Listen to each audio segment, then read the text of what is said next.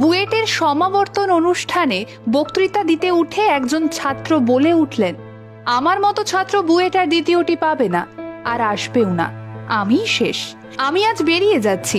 আর কোনোদিন এই বুয়েটে আমার মতো কোনো ছাত্র ভর্তি হতে পারবে না। আজ আমি গর্বিত যে এত বড় এক শিক্ষা প্রতিষ্ঠানের আমি ছাত্র ছিলাম।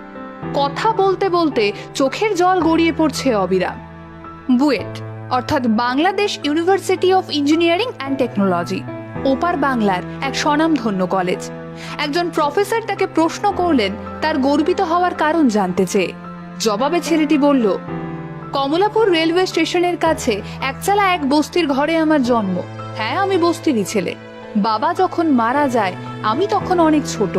আমাকে বড় করতে, মানুষ করতে আমার মা দিনের বেলায় ভিক্ষা করতো আর রাতে এক বাসায় ঠিকে ঝিয়ের কাজ। আমি ওই বস্তিরই এক স্কুলে পড়তাম। ছোটবেলা থেকেই লেখাপড়ায় বেশ ভালোই ছিলাম। মার একার রোজগারে সংসার চলতো না, তাই স্কুলের ফাঁকে ফাঁকে আমি কমলাপুর স্টেশনে বাদাম বিক্রি করতাম। স্টেশনে যখন বাদাম নিয়ে ঘুরে বেড়াতাম, কোথাও কোনো পড়ে থাকা ইংরেজি পত্রিকার টুকরো টুকরো কাগজ কুড়িয়ে এসে পড়ার চেষ্টা করতাম। আমি যেবার ক্লাস 3-তে উত্তীর্ণ হই, ওই বস্তির স্কুলের মধ্যে সর্বোচ্চ নম্বর পেয়েছিলাম। আমার পড়ালেখার প্রতি আগ্রহ দেখেই এক ভদ্রলোক আমার দিকে সাহায্যের হাত বাড়িয়ে দিয়েছিলেন। আর সেই ভদ্রলোকটির জন্যেই আজ আমি এতদূর পর্যন্ত আসতে পেরেছি। এর জন্যে আমি ঈশ্বরকে ধন্যবাদ দেই।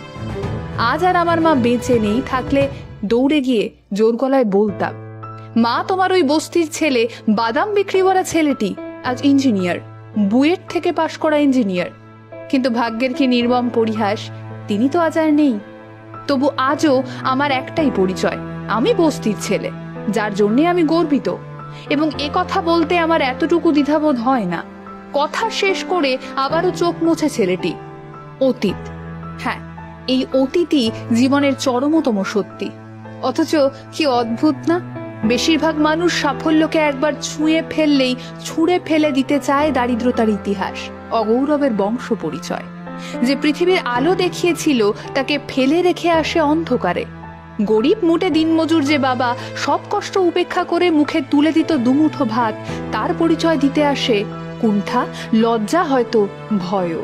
শিক্ষা বা সাফল্যের ঔদ্ধত্যে ঢাকা পড়ে যায় চাকচিক্যহীন শৈশব। শিক্ষা তো মানুষকে বিনয়ী করে।